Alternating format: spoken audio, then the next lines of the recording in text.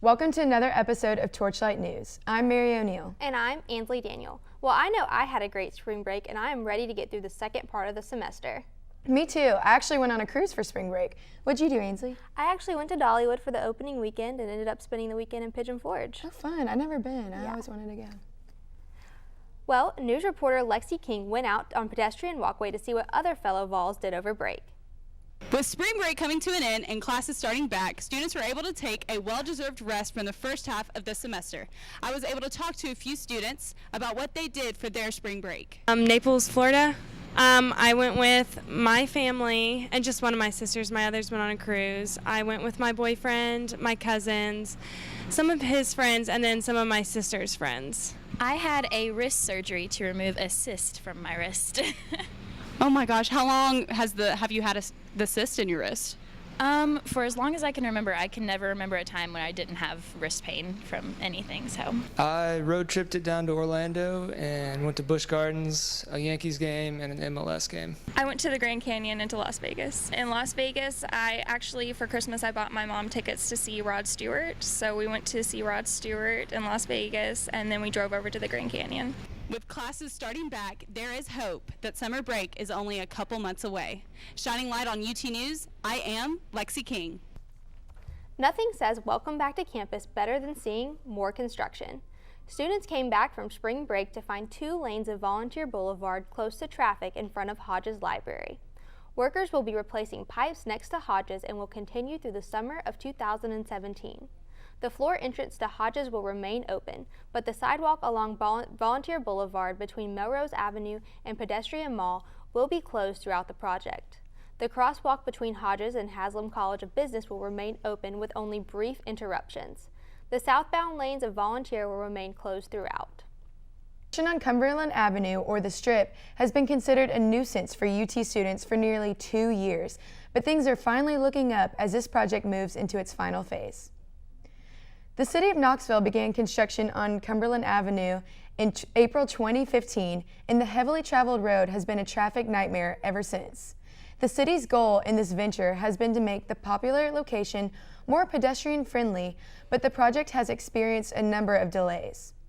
This month, the construction has finally entered into its final phase and is said to be completed in August. This week, however, expect temporary lane closures along Cumberland as crews work to install new curbs along the Strip. Flaggers and police will be directing traffic during this time, and the work should be completed early this weekend. Well, student government elections are right around the corner, and we have the names of the candidates that are running. First up, we have MMH. Morgan, Mickey, and Hunter's mission is to actively listen to the voices of the student body and advocate at the university, local, and national level. Next, we have the Unite UT campaign, which stands for empowering students to tackle campus issues to understand all areas of student life and commit ourselves to uniting UT. We have Banks Marsh.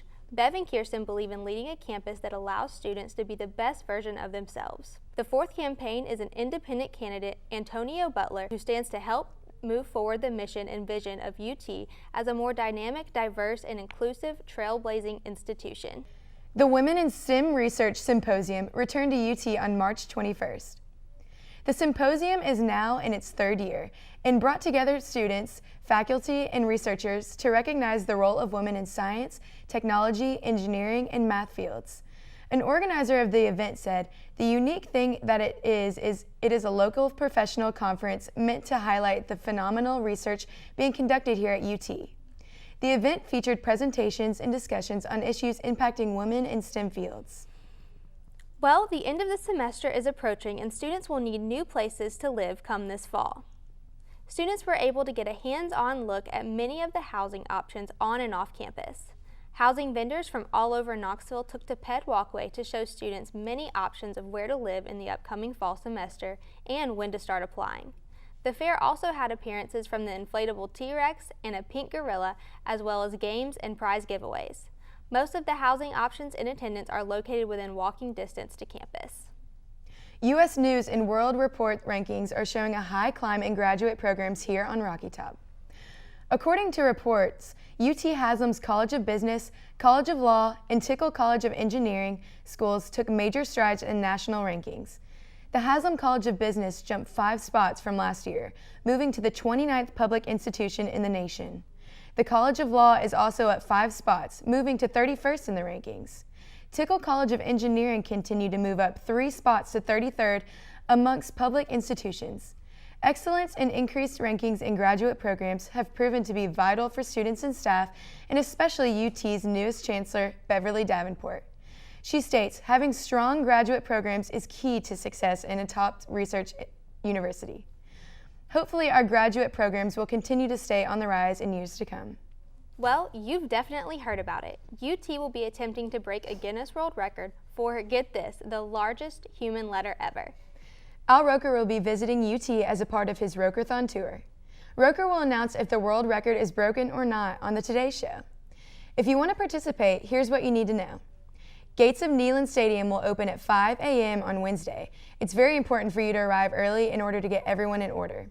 You must commit to staying until 8:45 a.m. That's when the record will be announced. Now, in order for the record to count, only students, faculty, and alumni will be allowed in, and you must have your student ID on you. And best of all, t-shirts and breakfast will be awarded to all. Now, the current record is held by Queen's University in Canada, so make sure you guys come out and support the Vols. I know I'm going to go for sure. I'm definitely going to go. 5 a.m. is going to come early, but it's going to be worth it. It'll be worth it. Yeah. Well, thank you so much for joining us on TorchLight News.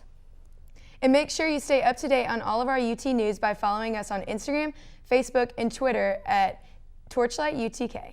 And catch us every Tuesday morning on WUTK 90.3 The Rock to stay up to date on TorchLight. Shining light on UT News, I'm Ansley Daniel. And I'm Mary O'Neill. Have a great day, UT.